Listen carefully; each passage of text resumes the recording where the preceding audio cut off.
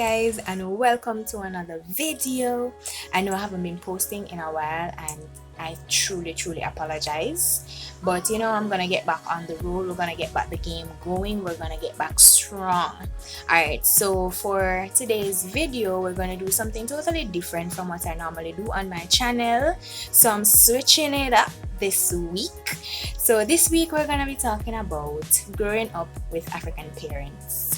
Yes, so if you did not know, I am Nigerian, 100% Nigerian. Okay, yes, so I am Nigerian, my parents are Nigerian, and we live in Jamaica. So the culture differences and everything differences that you're gonna have to go through, the adaptations that you're gonna have to go through because you're living in a totally different country with a totally different culture than what you're used to when you're back home.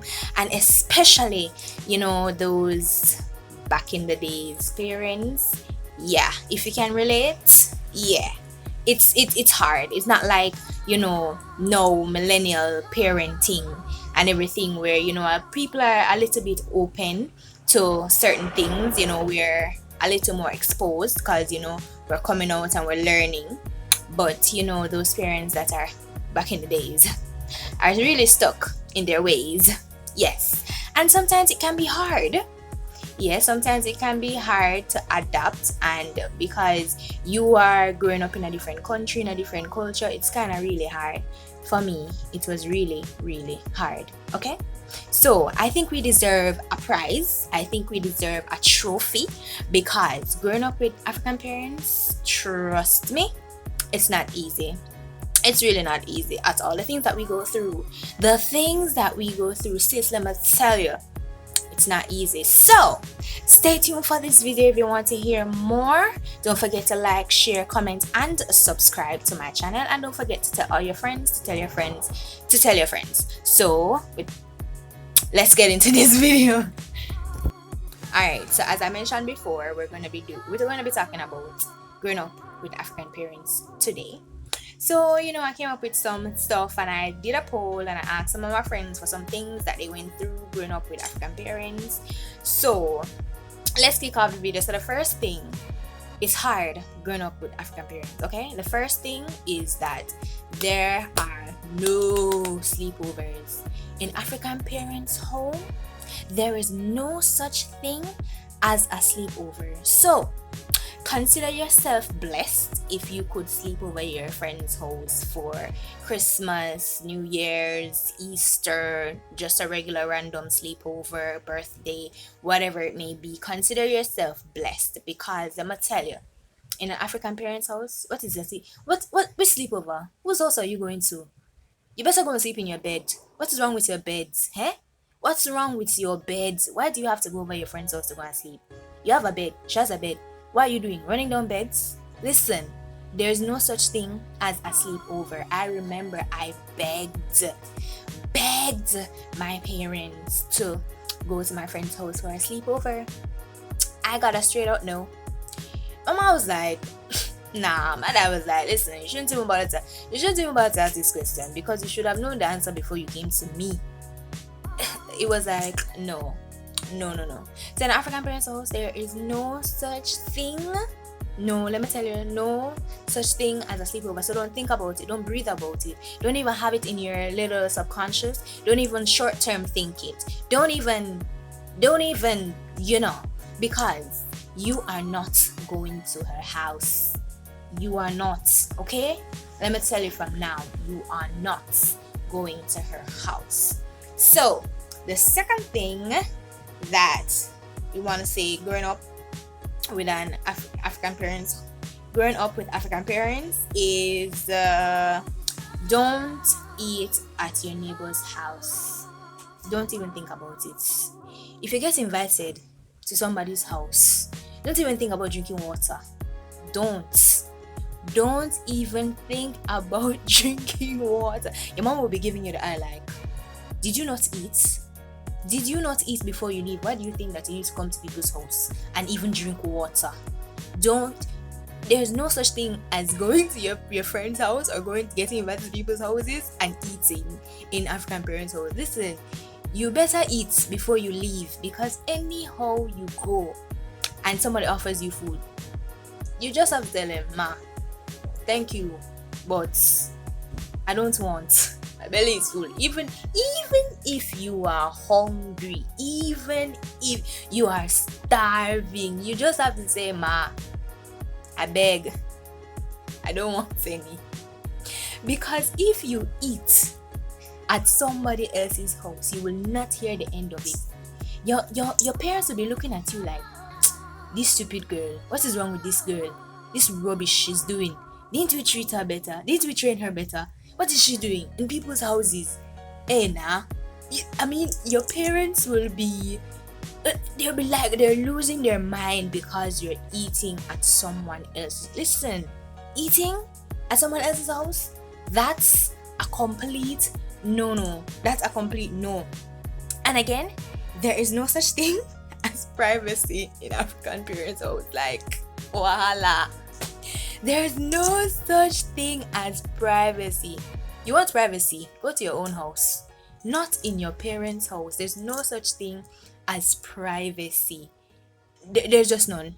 So don't even think about it like, oh, I want privacy. What kind of privacy? Are you paying the bills? Are you paying the bills? Are you paying the rents? Do you buy foods? What privacy are you looking for? There's no such thing as privacy in an African parent's house. Like, just get it through your mind. Just don't even bother to think about it. What kind of privacy do you want? There's no such thing as privacy. Privacy. Where? When you start paying your own bills and getting your own house and renting your own place, then you can talk about privacy. But in an African parent's house, there's no such thing as privacy. Okay? Where? Me, I'm still trying to get privacy in my own room. And I'm 20 something. I'm still trying to beg for privacy. Privacy that I can't get. I mean, my parents just barge in my room. Just push down door. Is their door now? Just push down door. Enter room. Start talking. I mean, where's the privacy? Could you have knocked? Suppose I was naked. Suppose I was doing something, You just come and push down my door and barge down my door. No privacy. There's no such thing as privacy. And don't forget, don't even try to not go to church on a Sunday morning with African parents. Listen, it's a must. It is stamped in the commandments of African parents. You have to go to church on a Sunday morning. You will not do anything else. Go to church. If your stomach is hurting, there's healing in church. If your head is hurting, there's healing in church. If you have schoolwork, go to church. The Lord will help you when you come back to do the job. Listen, you will have to go to church on a Sunday morning, even if you like it or not. You're going to church. There is no excuse. It is unexcused. Whatever excuse that you have, it doesn't count. It's inexcusable. There's no excuse for not going to church on a Sunday morning with African parents. You will have to go to church on a Sunday morning. And let me tell you, African parents are big on respect. Respect? You see that thing called respect? African parents don't play with that thing. You see, like other parents will, you know, you can talk to your parents like you and them are like friends and stuff like that. In African parents, trust me, there's no such thing. There is no such thing. Get it out of your head. There's no such thing. Listen, you see respect? They take respect to the highest of the highest. Let me tell you a story. You see, no, I can laugh about it now, because then, let me tell you, it wasn't a thing to laugh about. Because I remember living in Jamaica, you know, like, I see my friends and they're talking to their parents as, you know, like, you know, they're friends, you know, and they'll be talking to them and, you know, everything. So I remember one day I said, okay, I see this happening with, you know, Jamaican parents and their children, and it's nothing. They just laugh and, you know, they go about their business. So I was like, okay, let me try it with my mom, because as I tell you, the culture plays a big significant role. Culture? Hello? And let me tell you, my mom said something to me, and I think I said to her, I don't know what I said to her, but I said something to her. Let me tell you what happened. I was on the floor. I was floored. Let me tell you, I was so floored. I never knew what to do with myself. Chale, let me tell you, I was floored. I was floored. Did I mention I was floored? I mean, I was floored on the floor. I was like, what did I do? I could not fathom why I was floored, because to my friends, it's okay to talk to their parents like that, and my mom is out here flooring me. Like, sis, you are flooring me. It was respect. They do not play with respect. Let me tell you, you're growing up in an African parents' house, there's also what they call boyfriend. Let me just pause. Do you imagine me carrying this boy to my parents and be like, hey ma, dad, I think I have a boyfriend. What boyfriend? In which house? What boyfriend are you talking about? Boyfriend. You do not bring a boyfriend into your African parents' house unless he's going to tell your father that he's going to court you. Other than that, save yourself the trouble. Date under the quiet. I am not joking. Date under the quiet, because African parents and boyfriends, like, you would think that they never courted any at all. I mean, sometimes I'm like, I'm sure that you people had boyfriends and stuff growing up, but let me tell you, it's a problem.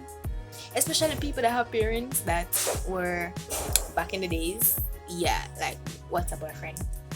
What's that? What's that thing called boyfriend? There's not just things. Unless he's going to court you, unless you're preparing for marriage, and he's going to ask your father for your hand in marriage or something like that. Other than that, what boyfriend? What is a boyfriend? What are you talking about? Boyfriend, Boyfriend? In which house? In your own house. If it's the house that you're paying for, no problem now. Bring men, bring two. But if it's the house that your parents are in, and you carry boyfriend, hey, don't say I didn't warn you. Problem. The thing with growing up with African parents is that you're not an adult unless you move out of the house. Trust me. You're not an adult. As long as you're living in a parent's house, there's no such thing as adults. Adult way. Are you paying the bills? Are you helping with the lights? Are you paying water? Are you buying food? What kind of adults are you? You're not an adult. Me, I normally tell my parents, I'm an adult. And my dad says, adults, Adults have their own home. You live here, you're not an adult until you're out of the house. There is no such thing as being an adult in an African parent's house. You are not an adult. As long as you live in their house, you're a child. You are a child. There's no such thing as adults. Which adults? Adults where? Adults have own home and buy their own food, and as long as he's clothing you and paying for all these necessities that you're using, sis, I'm sorry to disappoint you, but you are not an adult. Trust me, you're not an adult. One thing that always gets me is when visitors visit. Is it my parents alone or my father alone that when we have visitors, like, he's turned into this different person? Like, I don't understand this person that he is when visitors are here. But then, when they leave, you're like, okay, we're back to normal. But when visitors are here, oh my goodness, he turns into this monster. And I don't know if it's just me. I don't know if it's just me or your parents do it too. But my dad, when visitors are here, he's just like, do this, do that, and he's telling you to do 10 things one time. And I'm just like, okay, I'm tired now. Give me a break. I am tired. Like, he'll be sending you to do this, and then you come back, he said do this. He said come back, then he said do this. Give them water, give them food, give them juice, give them this, give them that. I mean, how many things can they eat at once? Let them rest. They just come. You're starting to say, go and bring that juice that is in the, I mean, they have just reached. They haven't sat down properly to enjoy the couch, and you're sending me to go and bring juice. Can't you give them 10 minutes, 15 minutes to rest, relax, get comfortable, before I bring out juice? As they land in the house, go and bring juice. And then you go and bring juice, and they, in the middle of their drinking juice, go and bring food. They have not finished the juice, but you want them to eat food. Where are they going to put it? Where are they going to put the food that they have that the juice have taken the space of the food? The food can't. The food will not rest. They are drinking, and you want them to eat at the same time. Okay, so I go and bring the food. You go and bring the food. Then he's sending you to bring cake. Go and bring cake. Where are they going to put all this food? Go and bring water. So I go and bring water. Where are they going to put juice, food, cake, water? Then you go and send me to bring pastries and send me to go and bring that. Where are they going to put all the food? Where are they going to put all this food? As they have just landed, where are they going to put it?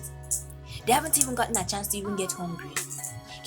Sometimes you go in a people's house and they don't offer you food right away, but you wait on some time, and then they say, hey, do you want some juice? Do you want this? Do you want that? For me, my father is like, as they just land, go and bring everything now. Bring everything, let them eat it at once. Bring everything out. If you can, clear the fridge and bring everything. I am just like, oh my God. And then the cleanup after when people leave, those are the most heartbreaking things, because you have plates on top of plates on top of plates on top of plates to wash. Plates and cups to wash, plates and cups to wash, plates and cups to wash, and they are never ending. When you think you're finished washing, you will see plates appearing out of the thin blue. You see more cups appearing out of the thin blue. You see more knives, more forks appearing out of the thin blue. And you're just like, Charlie, can I just go and sit? I just need to sit. I've been standing and washing plates for the last 10 minutes, and these plates will not finish. The plates will not finish, I tell you. You keep on washing and you're washing and you're washing and you're washing, and you'll be washing from now till night, and you're still washing. You're not finished washing. These things are the things that we go through. These are the things that we have to put up with. That's why I said we need a trophy. Do you see how many things that we go through? We need a trophy. We really need a trophy, because this life no be balance. This life no balance. It's not. You guys are out here having fun, and I'm in my house. Daddy, can I go now? Daddy, can I go with my friend? Which friend? Where's your friend going? Is your friend a guy? Is your friend a girl? Where did you meet this friend? How long have you been friends? And then the list goes on and on and on and on and on. And by the time he finished asking you a question, he should have told you no from the get-go, because he's still going to tell you no. These things worry me. Now. You could have just saved me the trouble of going and telling you about my friend. No, you want to listen to my friend, and then after you have listened to my friend, then you go and tell me no. Why didn't you tell me no in the first place? You could have saved me the heartache of listening to so much things, going repeatedly, and you know deep down in yourself that you're not going to tell me no. You know that you will not tell me no, but yet still you continue asking me questions just to end up telling me no at the end. Why would you put me through that? Why would you put me through all of that to tell me no? Listen, these things that we go through, I tell you, they're not easy. But if you made it out as an African child, I applaud you, because sis, bro, it's not easy. These parents are something else. I mean, you have to love them, but they are something. I don't know where they get these. I don't know. It's the culture. I don't know. So imagine me living outside my culture and trying to adapt to this new culture while my parents are still living back in their culture. It's hard. It's really, really hard. So that's it for today's video. If you liked this video, please give me a thumbs up.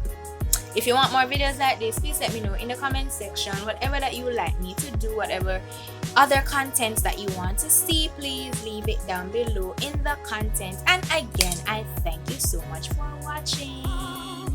And thank you to all my new subscribers if you're new here. And thank you to all the persons that's always returning. I love you guys so much. And don't forget to like, share, comment, and subscribe. And don't forget to press the notification so when I post, you get it. Okay? So have a blessed day. And I will see you